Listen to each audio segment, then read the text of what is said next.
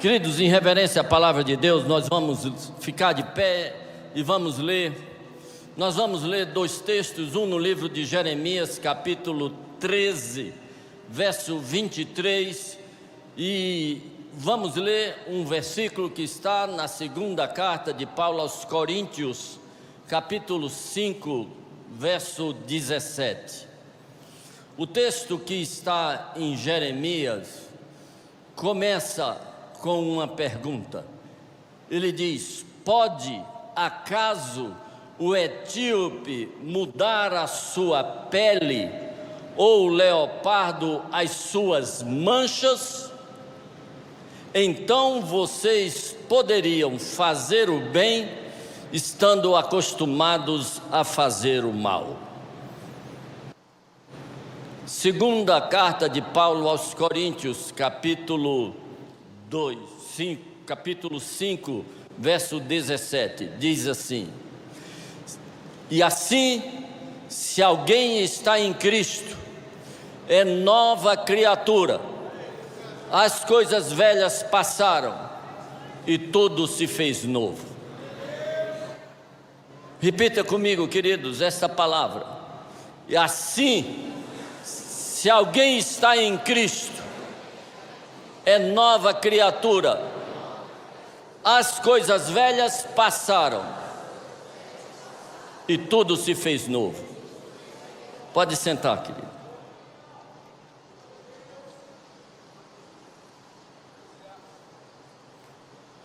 Mês de dezembro de 1999, as campanhas publicitárias todas estavam em função do que aconteceria à meia-noite do dia 31 de dezembro daquele ano.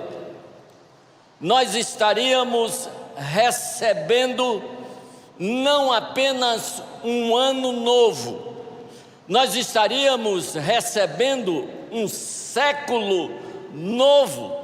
Ninguém que estava vivendo, ou praticamente ninguém que estava vivendo no planeta naquela época, tinha visto o século anterior ao que vivera. Algo absolutamente novo e ainda mais inusitado. Ia começar um novo milênio. Um novo milênio. Aí com certeza ninguém que andava neste planeta tinha vivido no milênio anterior. E todas as campanhas publicitárias eram em cima das expectativas que sempre são feitas para um ano novo.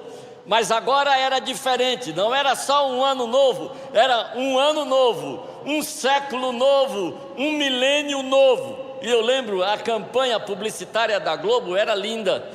Era um grande lençol no chão e alguma coisa fazia com que aquele lençol se movimentasse como ondas, e uma grande quantidade de bebês louros, morenos, asiáticos, europeus, cearenses, de todo jeito, porque tinha umas cabeças chatas, devia ser de lá. Experiência própria.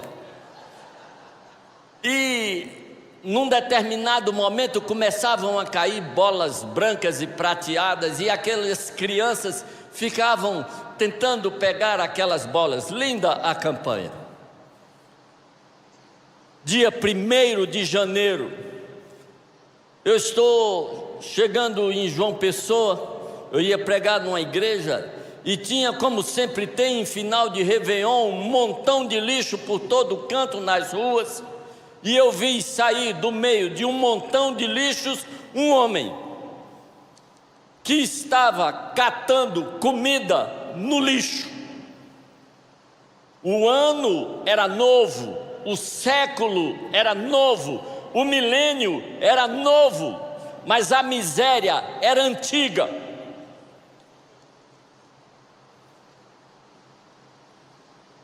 Um ano mais depois, no dia 11 de novembro, as duas torres gêmeas foram derrubadas em Nova York, milhares de pessoas morreram. Um ano mais depois, o metrô de Madrid vai ser explodido. Na verdade, 3 estações, 142 quilos de dinamite foram explodidos e centenas de pessoas morreram. Um ano mais, estamos em 2005 e explode uma bomba no metrô de Londres. E daí para frente, queridos, você pode escolher que ano foi, e você vai ter uma grande quantidade de eventos considerados atentados. Em 2010 foram 6, em 2011 foram mais, em 2012 ainda mais, em 2015 foram 26. E você pode escolher teatro, colégio, igreja, mesquita, sinagoga, resort. O que você escolher foi alvo de atentados terroristas. Inúmeras guerras estouraram, muitas causadas, motivadas pelo combate a esse um pouco melhor. E poderíamos dizer, com grande possibilidade de acerto, se tornou muito pior. E deixe-me lhe dizer, isso está previsto no capítulo 24 de Mateus, no capítulo 21 de Lucas. Há 2000 anos atrás, quando Jesus sai do templo, os apóstolos se dirigem a ele e dizem: olha que maravilha de templo que Herodes nos legou. Jesus disse: não ficará pedra sobre pedra.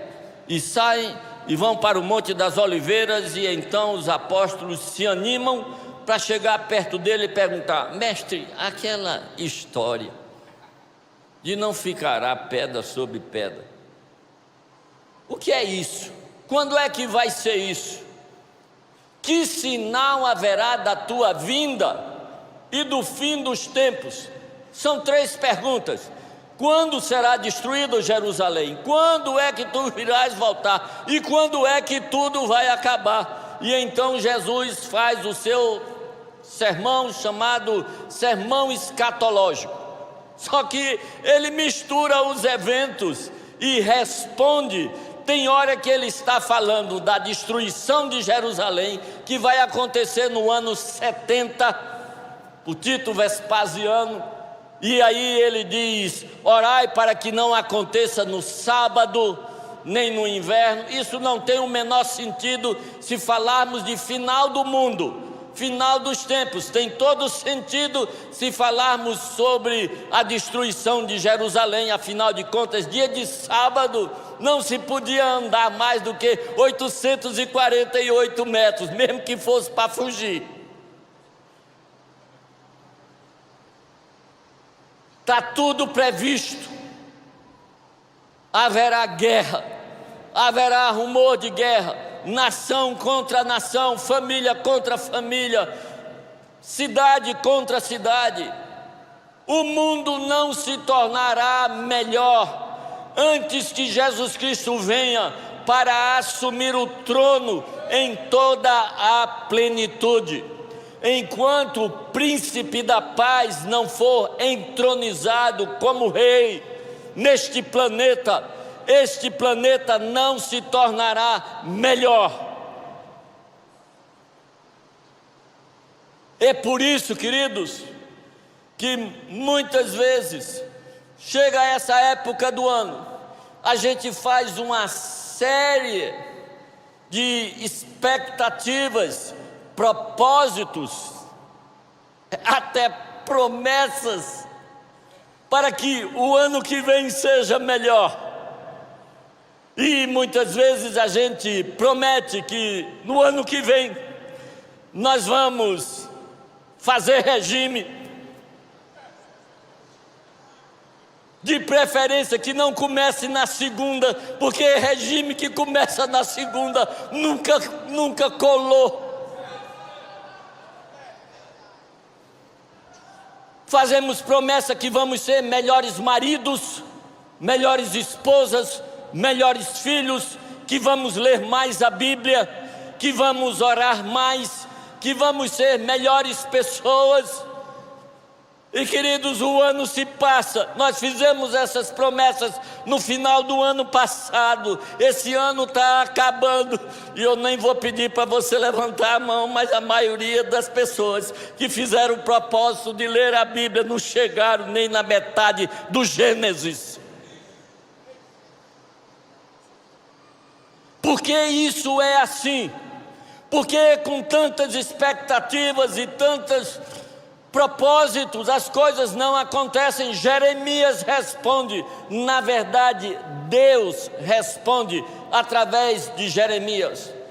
Ele diz: pode o etíope mudar a cor da sua pele? O etíope é preto, queridos, é preto mesmo. Pode o leopardo mudar as suas manchas? Se eles puderem, vocês poderão fazer o bem estando acostumados a fazer o mal. O mundo não se tornará melhor se as pessoas não forem melhores. E as pessoas não serão melhores simplesmente porque mudou a folhinha do calendário. As pessoas não serão melhores porque é um novo século, não serão melhores porque é um novo milênio. O etíope não é etíope porque é preto, ele é preto porque é etíope. O leopardo não é leopardo porque é manchado, ele é manchado porque é leopardo. A causa está na natureza do indivíduo, o aspecto físico é consequência,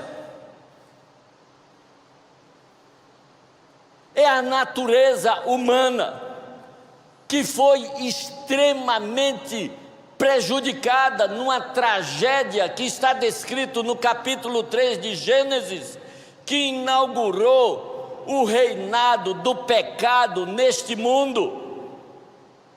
O pecado, queridos, não é uma coisa que nós praticamos. O pecado é uma coisa que dominou a natureza humana e fez o homem praticar coisas extremamente ruins. Fez o homem, que foi criado à imagem e à semelhança de Deus, se tornar na força mais destruidora do planeta, se tornar na pessoa mais cruel do universo. No capítulo 3, verso 17, de Gênesis, Deus diz a Adão: maldita é a terra por tua causa. A terra foi amaldiçoada naquele momento e a natureza mudou, a natureza da criação mudou o chão. O texto vai dizer que a terra agora vai produzir espinhos e abrolhos. Não era assim.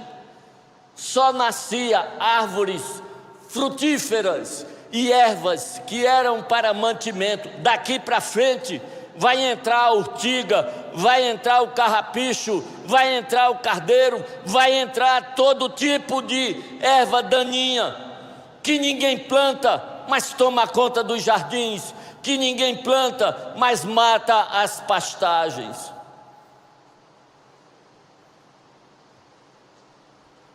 Eu gastei uma nota para plantar um capim chamado maçai, lá na fazenda. Nasceu, estava a coisa mais linda, eu fiz vários vídeos dele. Quando foi um dia, começou a despontar uma planta linda, linda. Ela tinha uma flor branca e foi crescendo, crescendo e cobriu tudo. E eu perguntei a Antônio, o vaqueiro, disse: Antônio, que planta é essa? Ele disse: isso é malva branca. Eu disse: isso é bom ou ruim? Ele disse: vai matar tudo. Matou tudo. Era lindo, mas era erva daninha. Pecado, às vezes é lindo, mas é pecado. É pecado. O marketing do pecado é top, querido. Já viu o marketing do adultério? O marketing do adultério é um homem,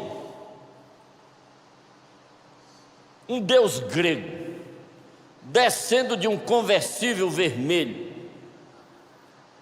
ao pé de uma escadaria de um hotel de 6 estrelas, lá no alto, uma mulher deslumbrante, com o vestido lascado até o umbigo e a perna toda de fora, e o vento soprando e aquilo voando. Isso é o marketing do adultério.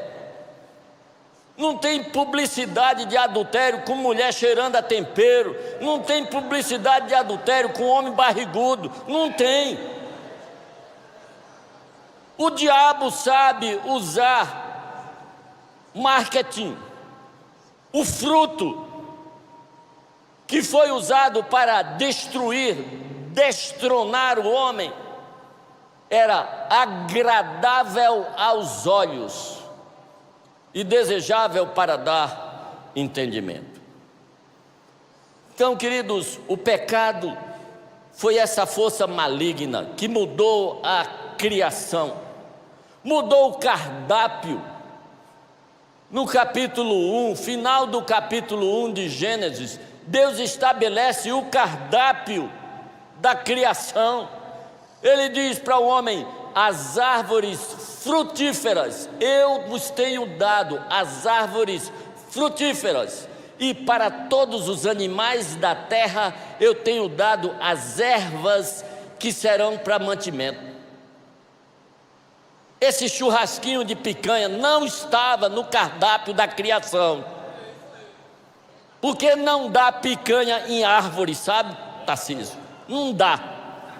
Então não tinha a menor possibilidade de colher uma picanha madura.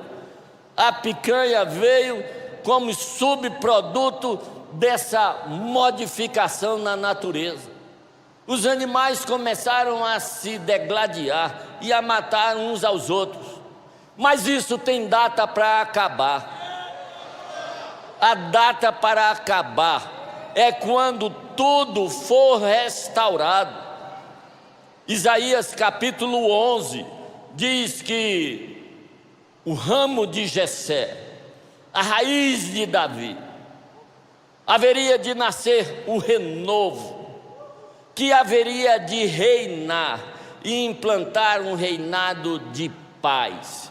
Ele diz: sabe como é que vai ser depois que ele começar a reinar?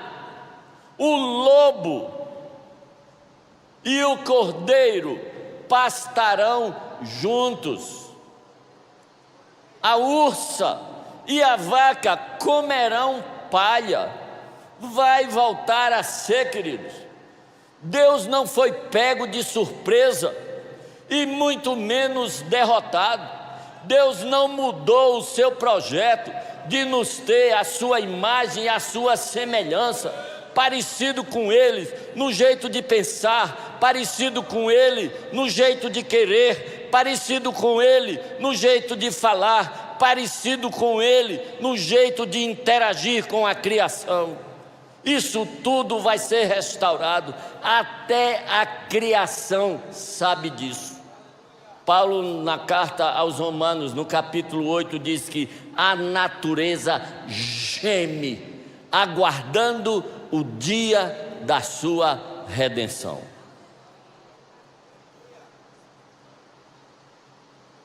E a boa notícia que eu quero lhes dizer é que esta restauração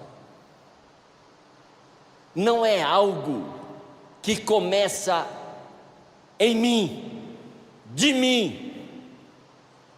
O diabo tenta nos convencer disso, que se nos esforçarmos muito, seremos melhores esposos, Jairo. Seremos melhores esposas. O diabo nos convence que se nos esforçarmos muito, seremos melhores filhos de Deus. Deus nunca criaria um projeto caríssimo, como foi o projeto da redenção, que lhe custou a vida do seu filho, para deixar na dependência do meu esforço e do teu esforço. Capítulo 18 de Jeremias, que não está na relação que eu dei aí não, mas capítulo 18 de Jeremias é um clássico do Velho Testamento. Deus diz: vai à casa do oleiro e ali eu falarei contigo. Queridos, a gente pensa que Deus só fala com a gente aqui. E para muitas pessoas Deus é um prisioneiro dessas paredes. Mas a maioria dos sermões que Jesus proferiu e dos milagres que ele realizou foi daquela porta para fora. Foi no meio da rua, foi numa casa, foi numa praça, foi num barco, foi numa praia.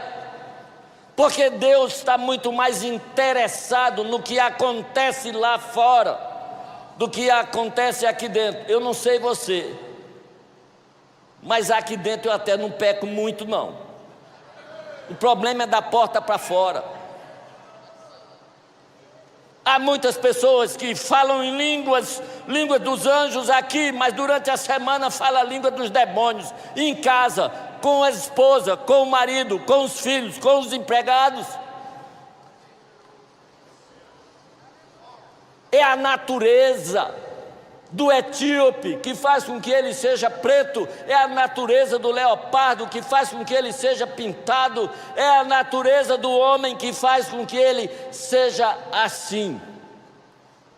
Mas aí, em Jeremias 18, Jeremias desce, entra numa olaria, tem um homem lá trabalhando com barro, fazendo um vaso. Aí o vaso fica torto, se quebra.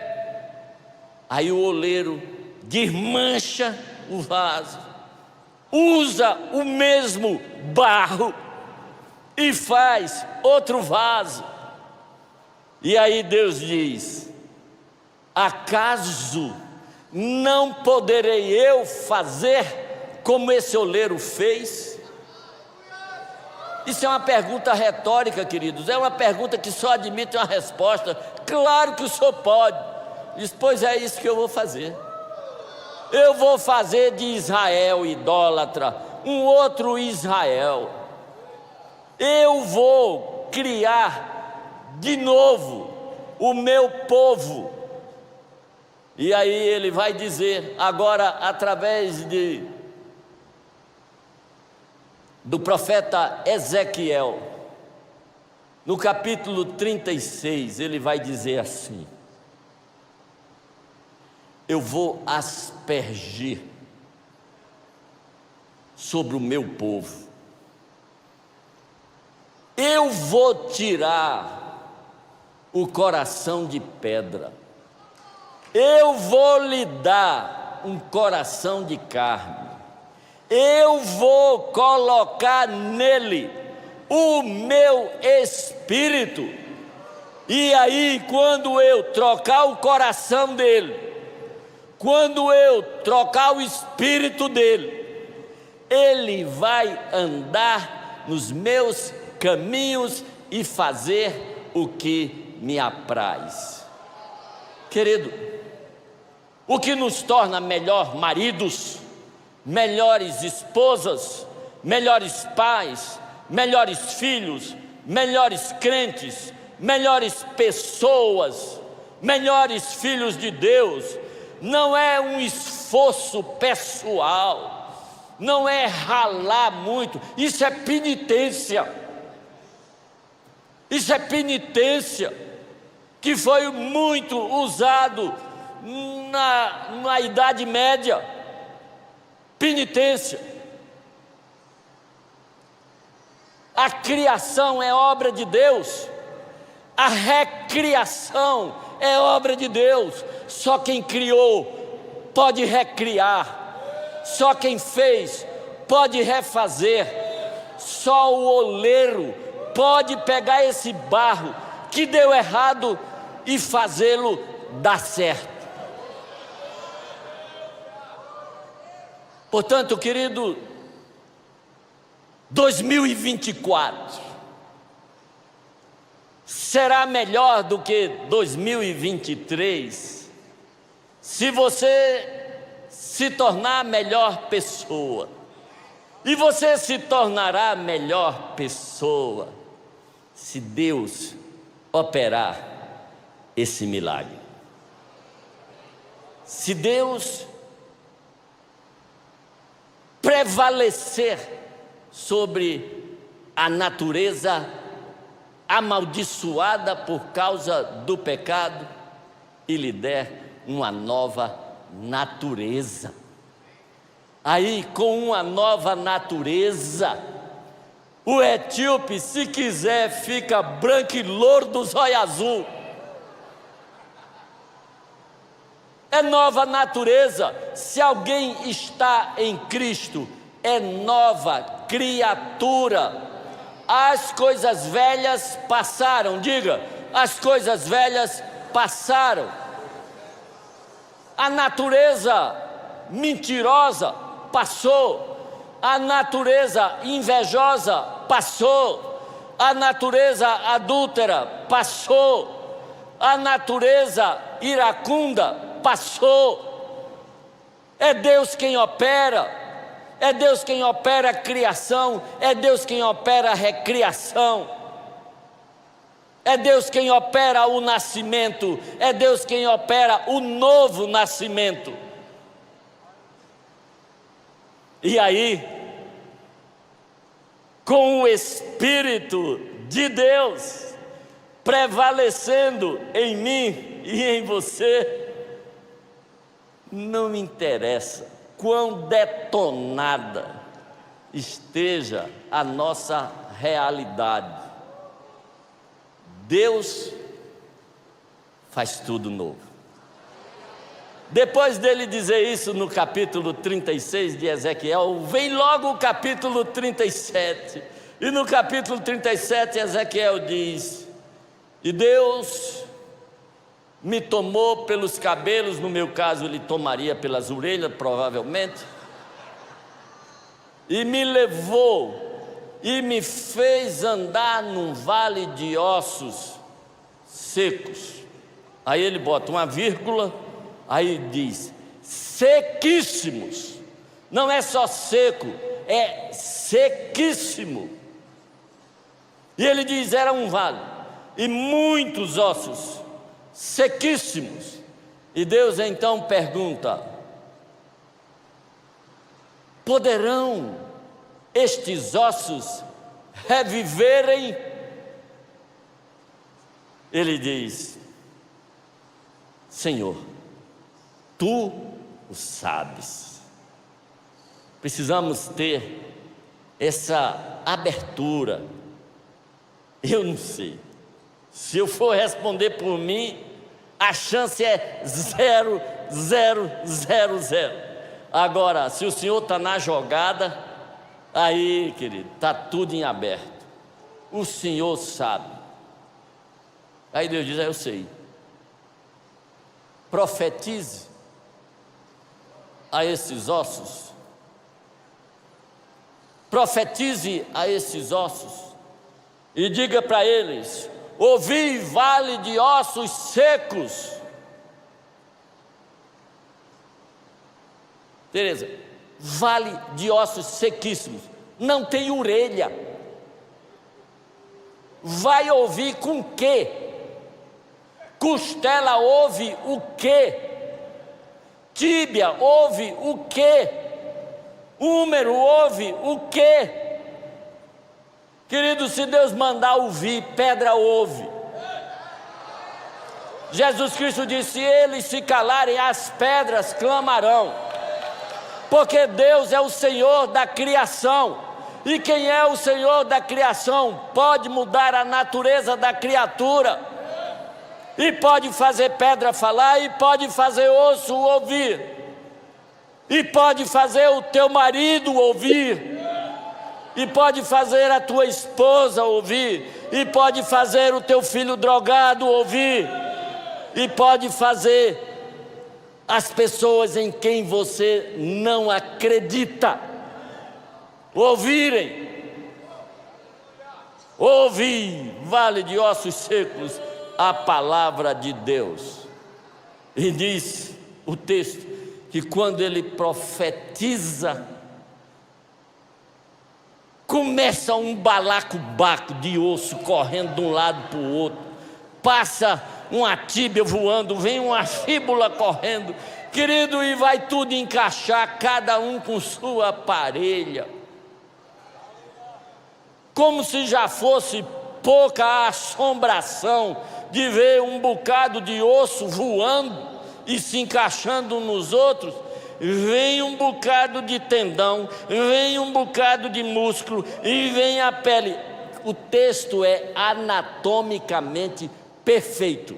A sequência é exatamente essa.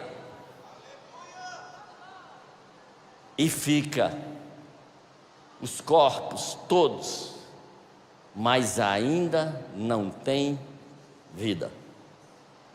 Ele diz: profetiza ao Espírito para que venha e entre neles. E aí o Espírito vem. E aí, querido, aí o que era uma infinidade de defunto vira um exército. Porque Deus faz assim. Aquele que em vós começou a boa obra, haverá de completar. Deus quer fazer uma obra completa em mim e em você, no etíope e no leopardo. Agora, para que o Espírito prevaleça, você tem que dizer a Deus que abre mão do trono da sua vida. Porque o Deus que nos fez sem ouvir o nosso querer, apesar de todo o seu poder, não opera em nós de forma invasiva. Jesus diz: eu estou à porta e bato. Se alguém ouvir a minha voz e abrir a porta, eu entro. E se não abrir a porta, eu não entro. Agora deixa eu te dizer uma coisa. Fique sabendo que vai ser uma barra. Porque o teu ego e o teu eu gosta muito mais da natureza pecaminosa do que na que Deus quer nos dar. E aí vem aquele lance da história do velho e dos dois cachorros, que eu acredito que vocês já conhecem. Um velho que ia para a feira com um neto e levava dois cachorros, um branco e um preto. E chegava na feira, botava os dois cachorros para brigar e o povo para apostar. Toda vez o velho ganhava. No caminho de casa o neto perguntou: por que é que toda vez o senhor ganha? Ele disse: porque eu já sei quem vai ganhar. Ele disse: e como é que o senhor sabe quem vai ganhar? Eu digo: porque é aquele que eu dei mais comida durante a semana. Então, querido, o Espírito Santo de Deus, a natureza de Deus, que Ele quer formatar em você, ela se alimenta de Bíblia, se alimenta de oração, se alimenta de comunhão com Deus, se alimenta de cânticos espirituais, se alimenta de ação do Espírito Santo em você. Aí você, de uma forma honesta, olha para a sua agenda e vai marcando: isso aqui, o Espírito se amarra nisso, isso aqui é a natureza amaldiçoada, esse aqui vai deixar o Espírito bombando, esse outro, querido, vai deixar o diabo dando cangapé de alegria. Quem decide é você.